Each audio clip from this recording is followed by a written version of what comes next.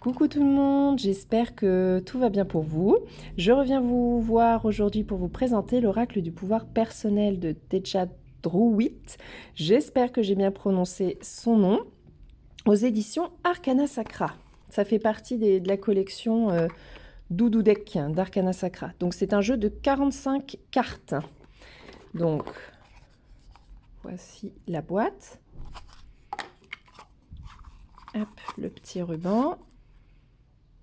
C'est super beau. Le petit livret, donc en couleur, donc la présentation de l'illustratrice et de l'auteur, le sommaire, voilà, à propos du jeu, l'introduction classique en fait qu'on retrouve, et ensuite voilà, l'explication pour chaque carte. Et il me semble qu'il y a des méthodes de tirage. Je revérifie voir si c'est à la fin. Non, c'est peut-être au début. J'ai pas fait attention. Voilà, comment utiliser le jeu. Et je crois que oui, de toute façon, vaut mieux tirer qu'une seule carte. Voilà le dos des cartes, les tranches blanches, le dos des cartes. C'est assez petit, C'est un peu plus grand quand même que les cartes poker, mais voilà. Hop, je vais baisser pour que vous puissiez admirer ces cartes. J'aime beaucoup le dessin. Alors comme d'hab, soit ça plaît, soit ça plaît pas, mais voilà, j'aime beaucoup moi le dessin qui est fait. Donc on est sur des affirmations positives. Donc ça, ce type de carte, c'est toujours intéressant, soit d'utiliser, pareil, une petite carte tous les matins, puis on la pose sur notre petit hôtel où il y a des oracles, des pierres, de l'encens ou autre. Et ou, voilà, lors d'un tirage de tarot ou d'oracle, en petite phrase complémentaire, l'affirmation positive qui va accompagner votre tirage. Mais j'adore, regardez, superbe!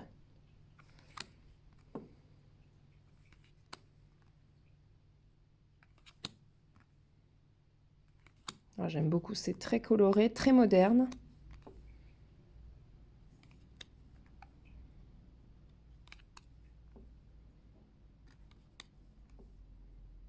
Puis on va tirer une petite carte à la fin pour que vous ayez une idée du petit message.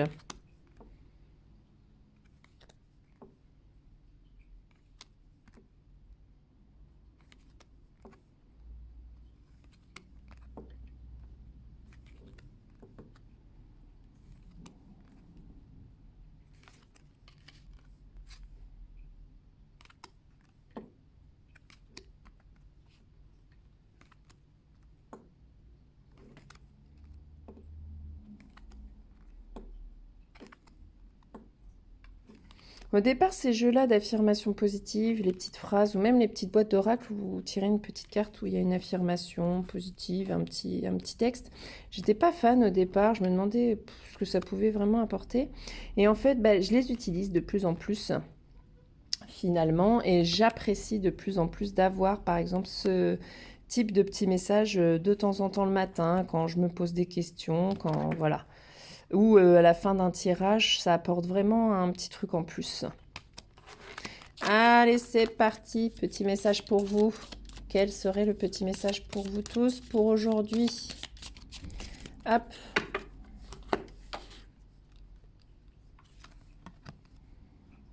Je suis guérisseuse. C'est pas mal comme carte, ça, j'ai envie de dire. Hop. Qu'est-ce qu'ils nous disent? 32. Voilà. Donc il y a toujours une petite citation, ce qui nous blesse, c'est ce qui nous guérit, de Paulo Coelho. Lorsqu'on se coupe, notre peau referme la blessure, c'est magique. Lorsqu'on se brise un os, il se ressoude. Notre incroyable don de guérison dépasse l'entendement. Or, le meilleur moyen de guérir, c'est d'offrir à notre corps tous les nutriments et l'environnement nécessaires à sa guérison et à sa santé. Ces nutriments proviennent tous de la nature. Légumes, fruits, plantes. Notre corps communique avec nous et par nos maladies, nos maux et nos douleurs, il nous envoie des signaux pour nous informer que quelque chose ne va pas. Certains disent que la guérison commence par l'esprit, que certaines maladies naissent d'événements traumatisants passés, de nos vies antérieures ou d'un état d'esprit étriqué. Nous avons de nombreux exemples de guérisons miraculeuses opérées par des exercices énergétiques et par une recherche en profondeur de la racine d'un problème émotionnel. Concentrez-vous sur ce qui fonctionne. Imaginez votre corps convalescent en pleine santé et soyez convaincus que votre processus de guérison est déjà entamé. Demandez à votre corps de vous aider à diagnostiquer les problèmes éventuels et régler-les à la racine au lieu de chercher à masquer les symptômes. Vous êtes une puissance guérisseuse. Des petites questions à se poser. Comment se sent votre corps aujourd'hui? Que vous réclame-t-il? Comment pourriez-vous améliorer votre santé? Remerciez votre corps pour toutes les fois où il a guéri. Et ensuite, il y a une description de la carte. Donc, une femme est assise en tailleur, occupée à réaliser un rituel de Reiki pour activer ses 7 chakras. Des mots-clés, guérison, santé, nature, travail énergétique. Et oui, les mots physiques cachent bien souvent des mots bien plus profonds. Et des fois, rien qu'en changeant une façon de voir, son alimentation, qu'on comprend d'où vient le problème, c'est assez impressionnant comment les problèmes de santé peuvent se régler. Et pas que des petits mots, hein.